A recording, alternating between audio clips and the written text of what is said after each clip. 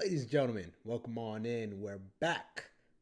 Some more One Piece, but not episodes today, ladies and gentlemen. We are watching Opening 6, an opening that has been long due for a good old reaction. That's right. So, last time we actually watched Opening 7 and 8. And the whole reason behind that was because while Opening 6 was going on, it still had spoilers while Opening 7 and 8 did not. So I decided to go ahead and watch those openings and leave Opening 6 for a little, put it on the back burner, if you know what I mean, until I went ahead and finished up Water 7. Actually, it was spoiler free, like, way before, like, I mean, by, like, I don't know, episode 290 something or around 300. It was spoiler free for a while, but we're here now to witness this glorious opening. This had spoilers for a minute, so now we should be good to get into it. I think I'm on opening 9 now with starting the Thriller Bark arc, so that's gonna be weird to say for a while. Thriller Bark arc. Anyways, we're here to watch this one. If you guys want to watch the full reaction, of course, with everything included, links are in the description below. No payment required, obviously. Everything is free. No reason for you guys to have to go through a paywall or anything like that. Watch full reaction. It's going to be cut out of the YouTube video. And, just go to the link to watch everything. And yeah, let's get into opening 6. I think I could just hit play here and we should be good. Let's go. Yep, there we go. This is already looking wild to me, bro. Just the way it starts, it's like right in your face. Oh, remember Kaizoku? He's been with us for a minute, man. Big ups to Kaizoku, bro. Now we on the Vegapunk fan subs. Why is this? See, this is why I download stuff, bro. I thought my internet would be okay today. I thought my internet would play nice with me. But of course, when I want to watch something just real quick, just like a minute and a half, my internet wants to play games. Look at it. It restarted. Oh, God. Yeah, so this opening started around episode 264. I'm going to run back through and take a look at it.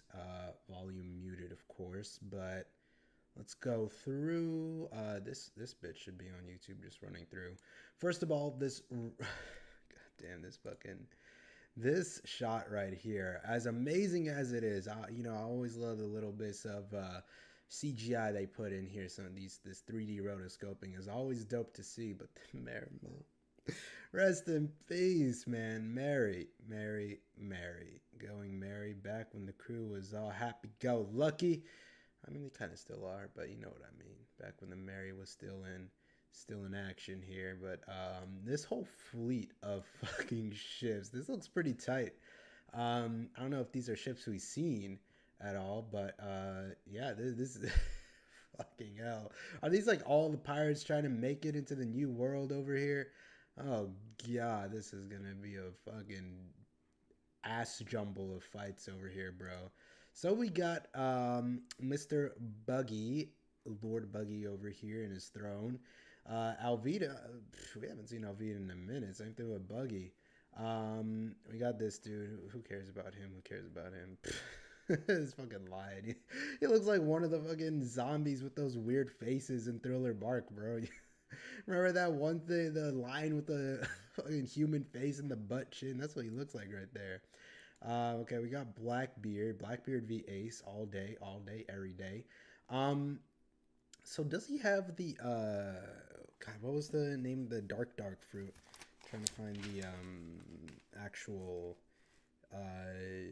Japanese name of it. Did I write down the actual no, I just wrote darkness. It was started with a Y. Forgot the Japanese name of it. But does he have that fruit at this point here? Darkness fruit. And then we got Big Boy over here, Sniper over here, Doctor over here, who I haven't seen him heal a single fucking person. He's sick half the time. Like, he should be healing himself. And yeah, they had the other member. I wrote down his name. It's way back in episode, I think, 151 when he was introduced. And then we got Ace, of course. My boy Ace. My boy Smoker. Where you been, homie? Where you been? We've only seen little glimpses of you since like way back when in Alabasta when you were still relevant. After that, you just kind of disappeared. You got Smoker and Tashki. My boy Ace, of course. He made another cameo, episode 325. One of the most beautiful cameos you could have asked for. Ace is climbing up to be one of my favorite characters out here. Just, I think his sporadic inclusion within the series has been amazing. And my love for fire users. I mean, if I had to list my top favorite characters in general, I think like two or three of them are fire users. Because like Avatar: Last Airbender, I love Zuko. Uh, Full Metal Alchemist Brotherhood, I love Mustang. I mean, a good fire user, bro. It just helps me go to sleep at night. It's just beautiful.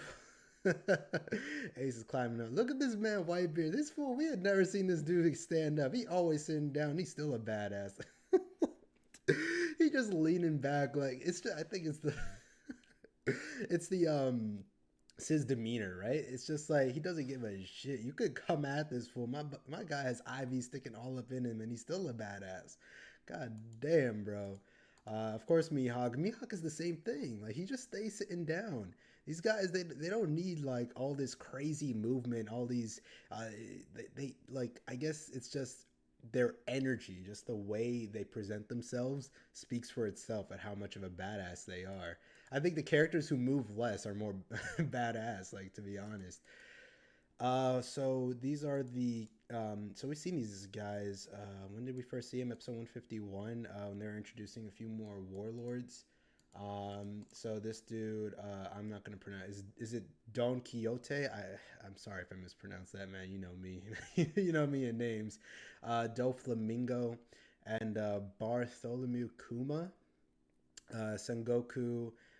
What was her name? She was a vice admiral as well, I believe. But this was back in 151 when they're introduced as well. And alongside them, yeah, we got the Gorosei over here, the Big Five. So these guys, are we gonna like encounter them like for real? For real, I feel like if this, how am I gonna put it? This latest arc with the Water 7 saga, I think, has done the most at setting up the world government as being the big bad that we're facing. You know what I mean? It might just be my own mistake in trying to assume that there's a big overarching villain in this series, because so far it seems like it's just a villain per arc that we're facing. But as we go deeper into it, it feels as though there should be some type of a overarching villain. I mean, I might be wrong in assuming that. Not every series really needs that.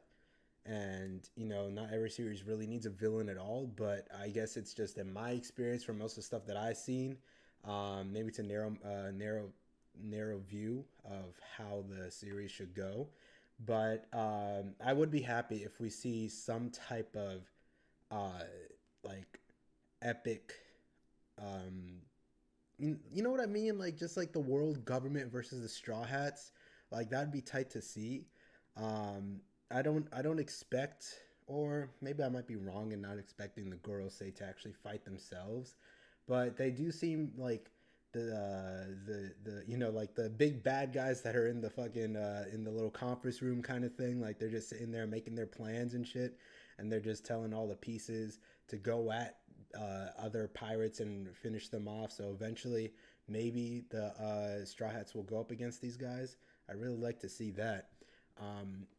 Just because of how Water 7 and Enies Lobby really set them up to be some sort of big villain.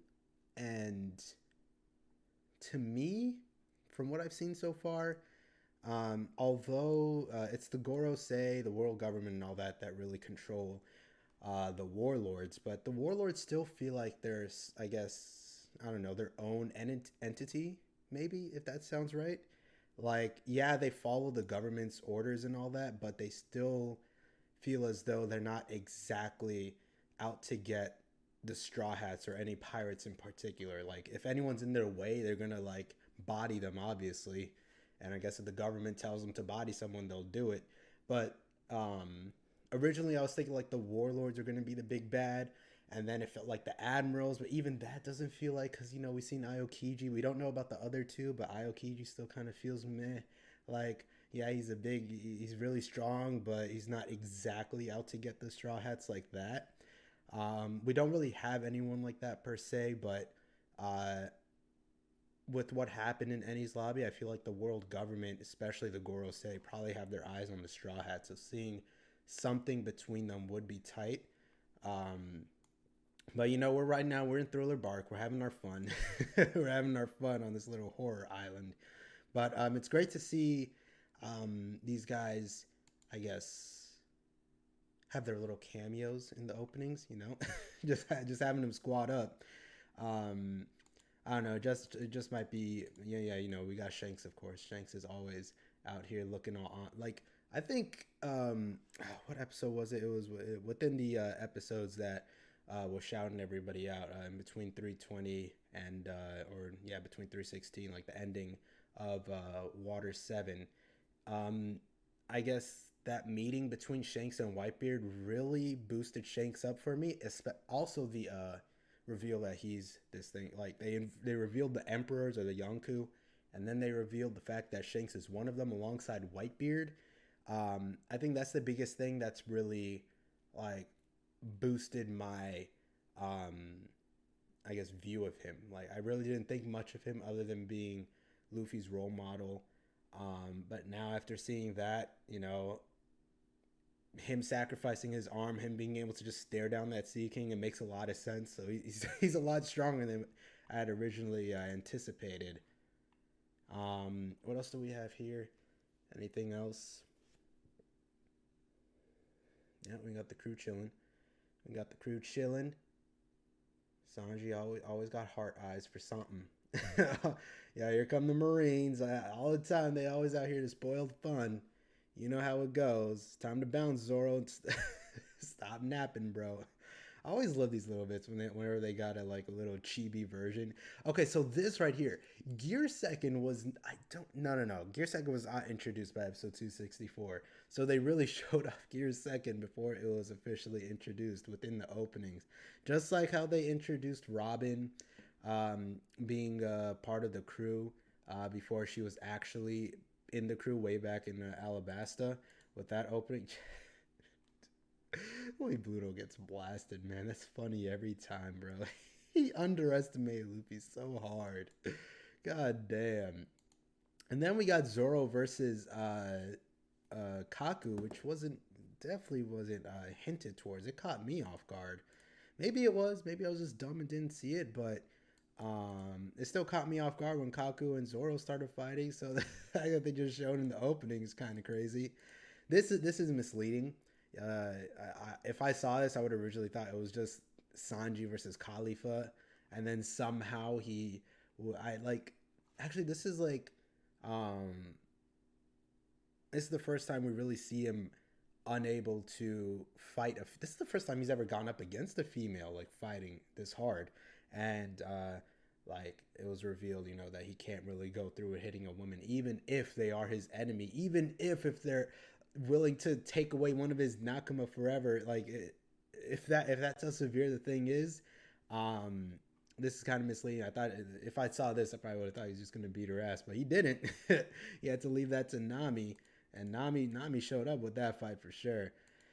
Oh god, this legendary scene. Why would they show this in the opening? I mean, it's out of context. It just looks like Soga King blasting fire from his actually, no, this thing, the new weapon Kabuto wasn't revealed until this point either. So it's kind of like, wait, where did he get this? Now, if you saw this opening, now you know he has this thing, which sucks. But of course, this is that legendary moment. Luffy tells Soga King, shoot down that flag, and immediately, roger that. Probably one of my favorite lines. It's up there with I needed a light, with I want to live. I mean, that's one of those legendary lines. Roger that? Hell yeah, bro. Oh yeah, and yep, Nami versus Khalifa. Well, actually, that's actually pretty good. Didn't show that Nami was fighting Khalifa in that little bit there, so that's not too bad, I guess.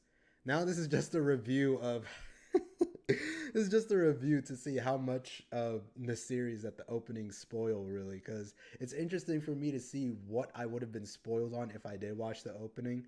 Um, but you know, the Discord homies, they're out here saving my life with these openings, letting me know what I can and can't watch. I mean, it's kind of obvious that Frankie was gonna fucking obliterate Fukuro, so that's not too bad. And then we get Monster, that like quick frame of Monster Chopper. That's messed up. Y'all can't do that. Y'all can't spoil that. That was a glorious moment. You know what would make me mad if they spoiled the moment where Monster Chopper just yoinks Kumadori? If they did that, I would have been mad. That moment was legendary as well. Can't do this, man. That's messed up. This part is messed up as well. Look at this. This shot, these shots were so legendary within the episode itself. How are you just gonna let us see it in the opening? It doesn't do the shot justice. But yeah, there it is. That was opening 6 and my rant of how heavily these things spoil. Opening 7 and 8 weren't too bad, obviously. Opening 7 was a nice little callback to the original opening, and opening 8 I was able to watch immediately, so obviously it wasn't too bad of a spoiler opening. So all in all, I guess the openings sort of go back and forth with how much they spoil, how much of the following episodes they show.